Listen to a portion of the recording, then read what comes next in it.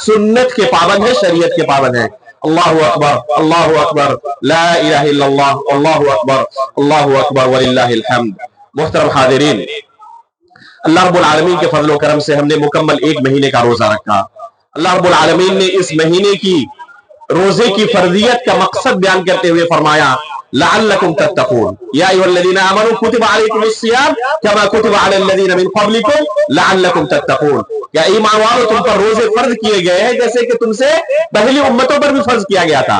मकसद क्या है? ताकि तुम मुत्तकी और परहेजगार बन जाओ।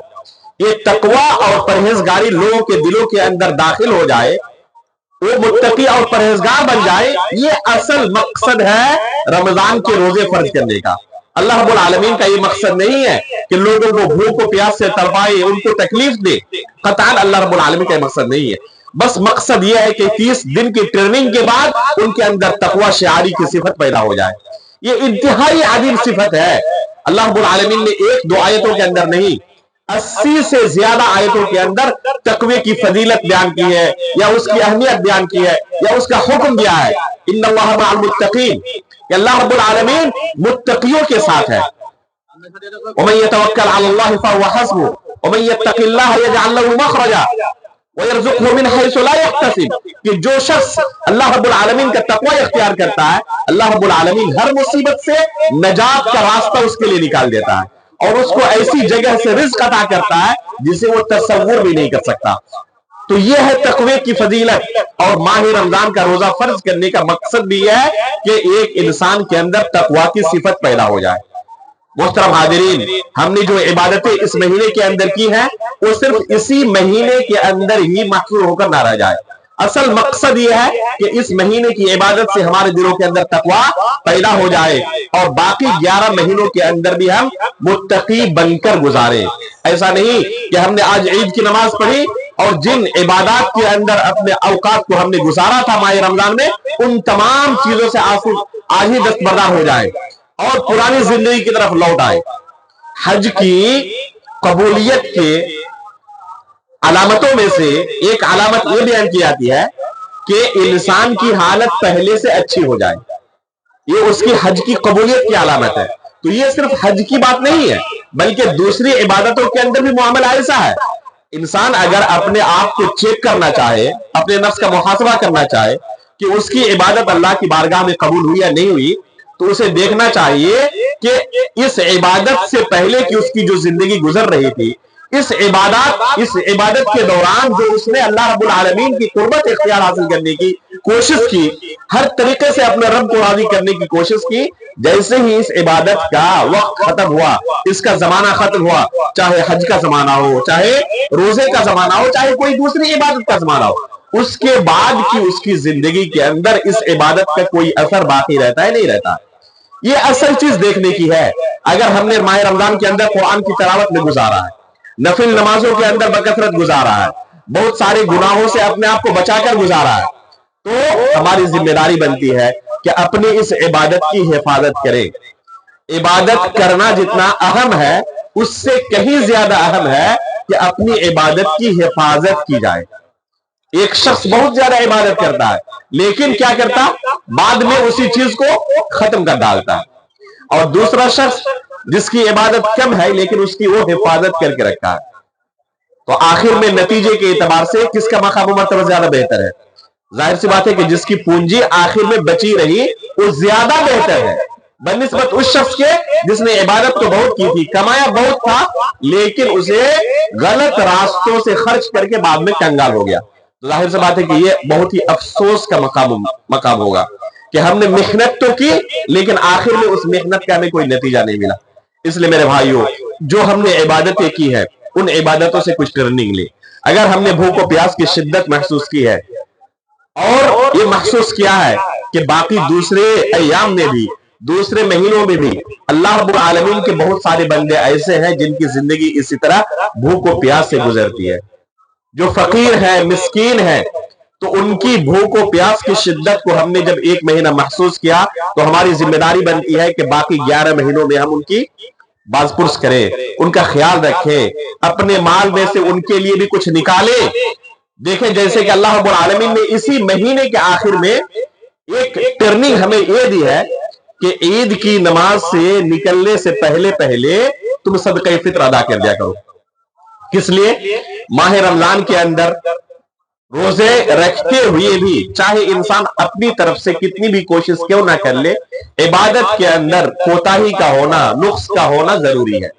انسان چاہے لاکھ کوشش کر لے، کما حق کا ہو، اللہ رب العالمین کی عبادت نہیں کر سکتا. اس کی عبادت کے اندر کوتاہی کا ہونا لازمی ہے. تو ان کوتاہیوں کے کفارے کے طور پر اللہ رب العالمین نے صدقہ فطر کو فرض قرار دیا.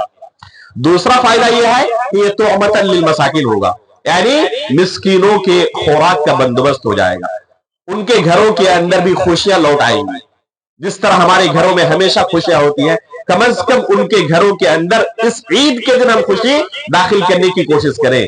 اور ایک مومن کے دل میں ان کے گھر میں خوشی داخل کرنا بھی صدقہ ہے، ایک اہم عبادت ہے. اللہ اکبر، اللہ اکبر، لا الہ الا اللہ، اللہ اکبر، اللہ اکبر وللہ الحمد.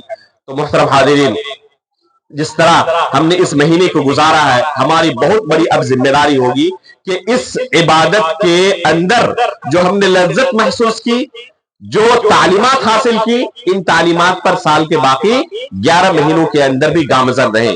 دوسری چیز کہ ماہ رمضان کا روزہ ختم ہوا ہے، لیکن روزے کی مشروعیت ختم نہیں ہوئی ہے. رمضان کے علاوہ بھی اللہ رب العالمین نے دوسرے مہینوں میں بہت سارے ایام کے روزے کو مشروع قرار دیا ہے، جن ایام میں رسول اللہ صلی اللہ علیہ وسلم اور آپ کے صحابہ بکثرت روزے رکھا کرتے تھے. ماہ رمضان کا روزہ فرض ہے. کسی شخص کے لیے کوئی گنجائش نہیں ہے کہ اگر وہ مستطیع ہو تو ماہ رمضان کا روزہ ترک کرے. لیکن ایک فرضیت کے اندر سب کے سب اس میں برابر رہتے ہیں. اصل میں متقیوں کے لیے، مومنوں کے لیے سنہری موقع کیا ہوتا ہے؟ یہی مستحب اعمال ہوتے ہیں. فرض عمل تو سب کرنے والے ہیں، نماز ہر کوئی پڑھنے والا، روزہ ہر کوئی رکھنے والا. زکوٰۃ کا اگر کوئی شخص نصاب کو پہنچا ہوا مالک ہے تو ہر کوئی زکوٰۃ دینے والا. اصل ایک دوسرے پر آگے بڑھنے کا موقع ہمیں کہاں ملتا ہے؟ مستحب اعمال کے اندر ایک دوسرے پر آگے بڑھنے کا موقع ملتا ہے. رمضان کے روزے تو سب نے رکھے، لیکن اگر ہم ایک دوسرے پر آگے بڑھنا چاہتے ہیں تو ہمارے لیے سب سے بہترین موقع اور سنہری موقع کیا ہے کہ ہم مستحب روزوں کی طرف قدم بڑھائیں. ماہ رمضان کے روزے ختم ہو گئے، لیکن مشروع روزے بھی ختم نہیں ہوئے. جیسے اسی مہینے کے اندر، شوال مہینے کے اندر، رسول اللہ صلی اللہ علیہ وسلم سے مروی ہے کہ آپ 6 روزے رکھا کرتے تھے. اور حدیث رسول ہے کہ اگر کسی نے ماہ رمضان کا روزہ رکھا اور ساتھ میں شوال کے 6 روزے بھی رکھے، گویا کہ اس نے پورے سال کا روزہ رکھا. ₹20 گویا کہ اس received نے on phone پورے pay. سال کا روزہ رکھا. شریعت کا اصول و ضابطہ یہ ہے کہ ایک بندہ کوئی نیکی کرتا ہے تو اللہ رب العالمین اس نیکی کے بدلے اسے 10 گنا نیکی عطا کرتا ہے. کسی شخص کو اللہ رب العالمین 10 گنا سے بھی زیادہ نیکی عطا کرتا ہے، یہاں تک کہ 700 گنا تک. اور بعد اللہ کے ایسے مخلص بندے بھی ہوتے ہیں جن کو اللہ رب العالمین بے حساب نیکی عطا کرتا ہے. اگر ماہ رمضان کے روزے کو 10 سے ضرب دیا جائے، اس کو گنا دیا جائے، تو گویا کہ 1 مہینے کا نہیں 10 مہینے کا ہم نے روزہ رکھا. اور شوال کے 6 روزے رکھ لیے جائیں تو گویا کہ ہم نے اگر اس کو 10 ضرب دے تو 60 نکلتے. گویا کہ ہم نے اور 2 مہینے کا روزہ رکھ لیا، اور اس طرح 12 مہینے ہی ہم نے روزے کی حالت میں گزار دیا. اللہ رب العالمین کا کتنا فضل و کرم ہے کہ نیکی ہم نے معمولی کی، لیکن اللہ رب العالمین اس کا اجر بے حساب ہمیں عطا کرتا ہے. اسی طرح ہر مہینے کے اندر 3 روزے رکھنا، جسے ایام 20 کے روزے کہتے ہیں، یا ہم اپنی زبان میں چاند کے روزے کہتے ہیں. 13ویں، 14ویں اور 15ویں تاریخ کا روزہ رکھنا مشروع ہے. اسی طرح سوموار کے دن اور جمعرات کے دن روزہ رکھنا اللہ کے رسول صلی اللہ علیہ وسلم سے ثابت ہے. تو یہ مشروع روزے ہیں. اسی طرح عاشورہ کا روزہ رکھنا 9ویں محرم کو اور 10ویں محرم کو. یہ ایک مسئلہ جان لیں کہ عاشورے کا روزہ 9ویں اور 10ویں محرم کو مشروع ہے. بعض لوگ کیا کرتے ہیں 10ویں کے ساتھ 11ویں کو ملاتے ہیں یا 9, 10 اور 11 3 دنوں کا روزہ رکھتے ہیں عاشورے کے موقع پر. لیکن 11ویں تاریخ کا روزہ رکھنا کسی بھی صحیح حدیث سے ثابت نہیں ہے. جو روایتیں وارد ہیں تمام کی تمام ضعیف ہیں. اس لیے صحیح طریقہ عاشورے کے روزہ رکھنے کا 9ویں تاریخ اور 10ویں تاریخ کو ہے. 9ویں محرم اور 10ویں محرم کو ہے. اسی طرح عرفات کے دن کا روزہ رکھنا ہے 9ویں ذی الحجہ کو، یعنی عید الاضحیٰ کے ابھی تقریباً 2.5 مہینے کے بعد وہ عید الاضحیٰ آنے والی ہے. تو عید الاضحیٰ سے پہلے والے دن عید الاضحیٰ 10ویں ذی الحجہ کو اور اس سے پہلے دن 9ویں ذی الحجہ کو عرفہ کا روزہ رکھنا شروع ہے. تو یہ اور بہت سارے روزے ہیں جن کے روزے کو اللہ رب العالمین نے ہمارے اوپر مشروع قرار دیا ہے. اللہ اکبر اللہ اکبر لا الہ الا اللہ واللہ اکبر اللہ اکبر وللہ الحمد. محترم حاضرین، جس طرح سال کے بہت سارے ایام میں روزے رکھنا مشروع ہے، اسی طرح کچھ ایام ایسے ہیں، کچھ دن ایسے ہیں جن دنوں میں روزہ رکھنا جائز نہیں ہے، حرام ہے یا مکروہ ہے. مثلا آج کا دن عید کے دن روزہ رکھنا حرام ہے، جائز نہیں ہے. اللہ کے رسول صلی اللہ علیہ وسلم عید الفطر کے دن جب عیدگاہ کے لیے نکلتے تو کچھ کھا پی کر نکلتے، خصوصاً کھجور کھاتے، وہ بھی تاک کھجوریں، بیجوڑ کھجوریں. اللہ کے رسول صلی اللہ علیہ وسلم کی سنت ہے. اگر آج کوئی روزہ رکھنا چاہے تو اس کے لیے جائز نہیں ہے روزہ رکھنا، حرام ہے آج کا روزہ رکھنا. اسی طرح عید الاضحیٰ کے دن روزہ رکھنا جائز نہیں ہے، حرام ہے. عید الاضحیٰ کے بعد اور 3 دن جنہیں ایام تشریق کہا جاتا ہے، یعنی 11ویں ذی الحجہ، 12ویں ذی الحجہ اور 13ویں ذی الحجہ، ان 3 دنوں کے اندر بھی روزہ رکھنا جائز نہیں ہے، حرام ہے. اللہ کہ اگر کوئی شخص حاجی ہو، حج کرنے کے لیے گیا ہو اور اس کے پاس ہدی کا جانور، قربانی کرنے کا جانور موجود نہ ہو تو اس شخص کے لیے جائز ہے کہ 11ویں، 12ویں اور 13ویں ذی الحجہ کو روزہ رکھے. اسے فدیے کے طور پر کل 10 روزے رکھنے ہیں، جن میں سے ان 3 دنوں کے اندر وہ روزہ رکھ سکتا ہے. غیر حاجی کے لیے، حجاج کے علاوہ دوسرے لوگوں کے لیے ایام تشریق کا روزہ رکھنا، 11ویں ذی الحجہ، 12ویں ذی الحجہ اور 13ویں ذی الحجہ کا روزہ رکھنا جائز نہیں ہے. اسی طرح جمعہ کے دن خاص طور پر روزہ رکھنا، کوئی جمعہ کے دن ہی روزہ رکھنے کی جائز نہیں ہے. اسی طرح سنیچر کے دن روزہ رکھنے کے بارے میں بھی ایک حدیث وارد ہے. رسول اللہ صلی اللہ علیہ وسلم نے سنیچر کے دن روزہ رکھنے سے منع کیا ہے. اللہ کہ اس حدیث کے بارے میں کچھ کلام ہے اور بعض علماء نے اس حدیث کو ضعیف بھی قرار دیا ہے، بعض نے اس کو صحیح قرار دیا ہے، لیکن پھر بھی اسے احتیاط کے طور پر روزہ رکھنے سے پرہیز کرنا چاہیے سنیچر کے دن. اللہ کہ اگر کوئی مشروع روزہ ہو، جیسے عاشورہ کا دن پڑ جائے سنیچر کا روزہ، یا عرفہ کا دن پڑ جائے سنیچر کا روزہ، یا ایام 20 کا روزہ پڑ جائے سنیچر کا روزہ، تو ایسی صورت میں یا کوئی شخص صوم داؤدی رکھ رہا ہو، داؤد علیہ السلام کے روزے کے تعلق سے اللہ کے رسول صلی اللہ علیہ وسلم نے فرمایا کہ سب سے بہترین روزہ داؤد علیہ السلام کا روزہ ہے. وہ کیا کرتے ہیں؟ ایک دن روزہ رکھتے اور دوسرے دن افطار کرتے. ایک دن روزہ ایک دن افطار، ایک دن روزہ ایک دن افطار. تو ظاہر سی بات ہے کہ جو شخص ایک دن روزہ ایک دن افطار کرے تو 2 ہفتے کے اندر ایک دن سنیچر کا پڑھنا لازمی ہے. تو ایسے شخص کے لیے جائز ہے. تو کچھ روزے سال کے اندر مشروع ہیں اور کچھ روزے سال بھر کے اندر ممنوع ہیں، جائز نہیں ہیں. اس لیے ہمیں ان مسائل کے علم رکھنے کے ساتھ، جانکاری حاصل کرنے کے ساتھ ان پر عمل بھی کرنے کی کوشش کرنی چاہیے. اللہ اکبر اللہ اکبر لا الہ الا اللہ اللہ اکبر اللہ اکبر وللہ الحمد. محترم حاضرین، آج کا دن خوشی کا دن ہے. خوشی منانا آج مشروع ہے اللہ کے رسول صلی اللہ علیہ وسلم اور سلف صالحین سے.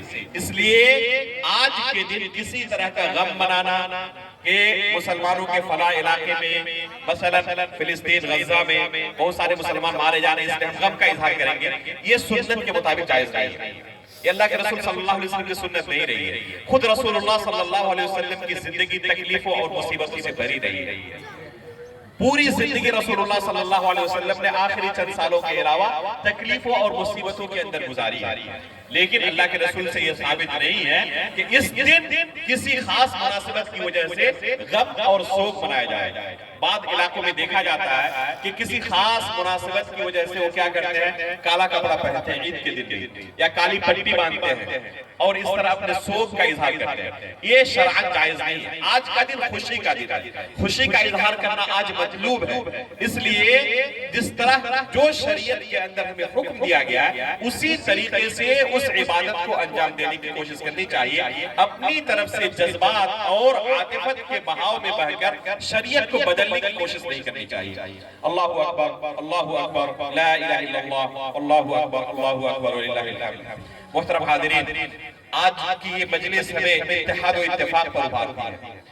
جس طرح آج ہم اتحاد و اتفاق کے ساتھ ایک مجلس میں بیٹھ کر، ایک مسجد میں یا ایک عیدگاہ میں بیٹھ کر ہم نے 2 رکعت نماز ادا کی، یہ ہمیں اتحاد اور اتفاق پر ابھارتی ہے. ہمارے دلوں کے اندر اپنے بھائیوں کے متعلق کینہ، کپٹ، بغض و حسد نہیں ہونا چاہیے.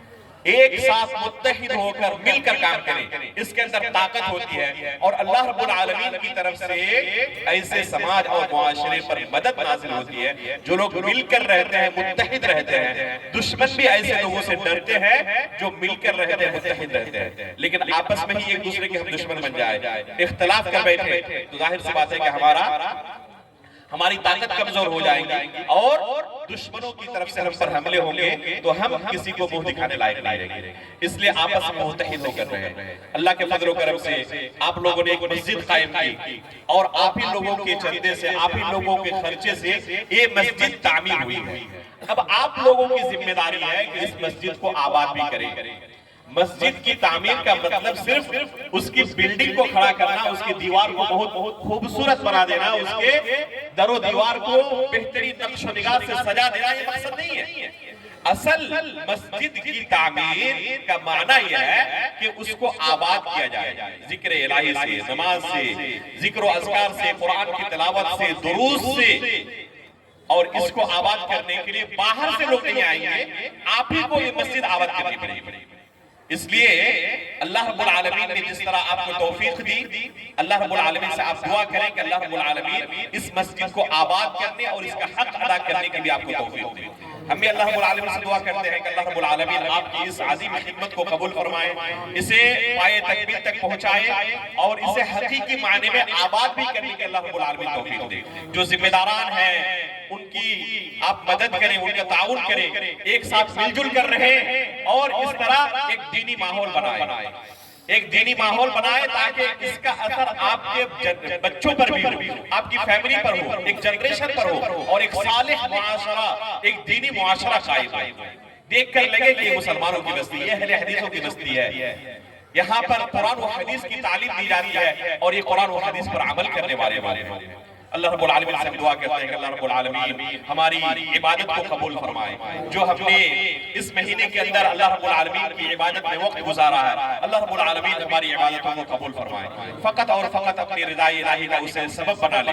اللہ رب العالمین ہم سے جو کوتاہیاں سرزد ہوئی اس مہینے کے اندر انہیں عفو درگزر فرما اور اپنے دامن عفو میں جگہ دے.